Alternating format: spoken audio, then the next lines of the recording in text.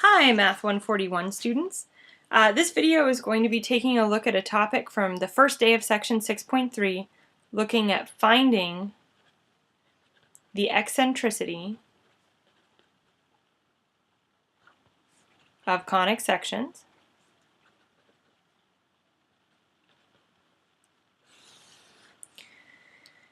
And there's a formula, or actually it is just one formula, but several different classifications for the eccentricity of conic sections depending on the type of conic section that you're dealing with. And this is all covered in this section of your book.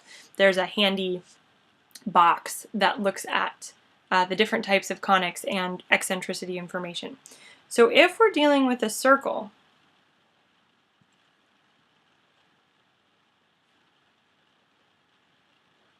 the eccentricity of a circle, we don't even need to use a formula to come up with it. It's just defined as being equal to 0. For a parabola, the eccentricity is defined as 1. For an ellipse, there's a formula for coming up with the eccentricity, and it's equal to c over a. And also for ellipses, the eccentricity value will be a number between 0 and 1. For hyperbolas, the formula is still E equals c over a. But when we're dealing with hyperbolas, eccentricity will be a value greater than 1. So let's take a look at how we can find the eccentricity of a conic section. So let's say we want to find the eccentricity and identify the type of conic section. And my equation is 8x squared minus y squared is equal to 16. Okay, so let's say this is what I'm dealing with. Now, first of all, notice this is not in its standard conic section format. Since both the x and the y are squared, this is either going to be an ellipse, a hyperbola, or a circle. I can see it's not a circle because to be a circle, the coefficients on the x and the y have to be the same, so it's not a circle. I can also tell it's not going to be an ellipse because an ellipse would have a plus in between these two terms, but a hyperbola would have a minus. Okay, so this seems to be the equation of a hyperbola, but I need to get a 1 on this side to have it in standard conic section form. So I'm going to divide everything out by 16. And so when I do my canceling here, I'm going to have x squared over 2 minus y squared over 16 is equal to 1.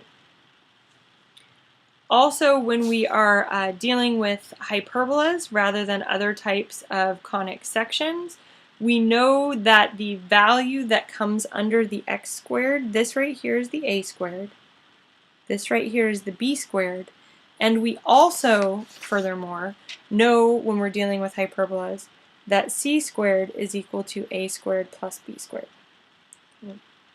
Now all of that is important because if I want to find eccentricity, I need to find the ratio of c and a. So I need to be able to determine what my c is and what my a is. Okay. Well, obviously here, since a squared is 2, a is going to be the square root of 2. To find my c value, c is going to equal the square root of a squared plus b squared.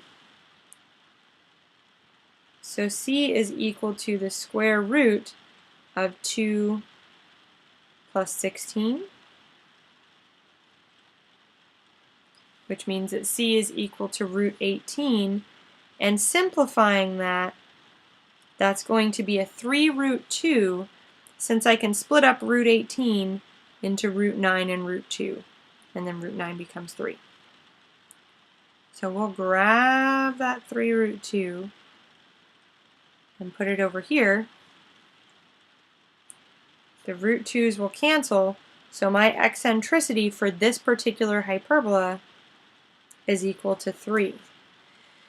Now, since I did take the time to go ahead and identify it as a hyperbola based on the negative sign in between, I have a logical double check on my answer here. I'm getting an eccentricity value of 3, and I know that when I'm dealing with hyperbolas, I should have an eccentricity value greater than 1. So that bears that out. If for some reason I had done this computation and gotten a value like 0.75, I would be concerned because it should be coming out to something that's greater than 1. So there's an example. Let's also look at finding the eccentricity of an ellipse rather than a hyperbola.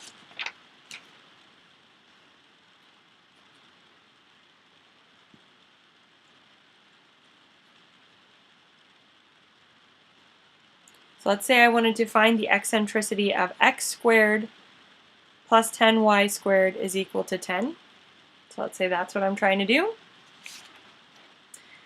Same deal. I'm going to take a minute to look at what kind of conic section I'm dealing with. It's not a circle, it's not a parabola, so that it leaves ellipse or hyperbola. Since there's a plus in between, this is an ellipse. I want to get it into standard form. So I'm going to divide everything out by 10.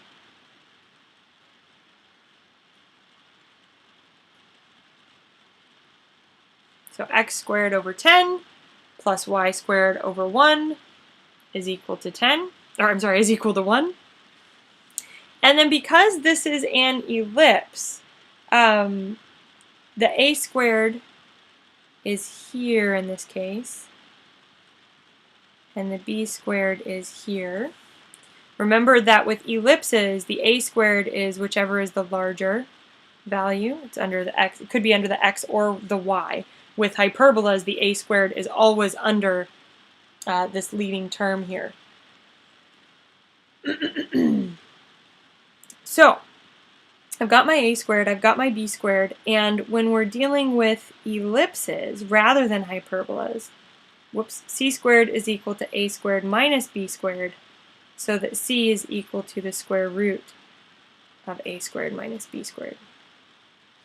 So if I want to find my c, my a squared is 10, my b squared is 1, which means I'm taking the square root of 9, so my c value in this case is 3.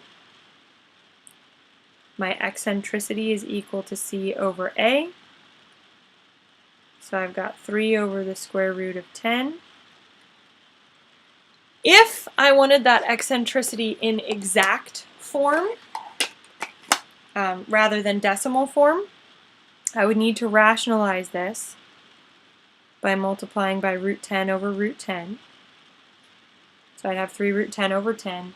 Or, if I wanted it in decimal form, I can simply put that into the calculator, 3, and divide it by root 10. And I come up with a value of 0.949 if I round to 3 decimal places. Okay. And again, when we go back to our page over here, since we're dealing with an ellipse, I expect a value between 0 and 1. It is a value between 0 and 1.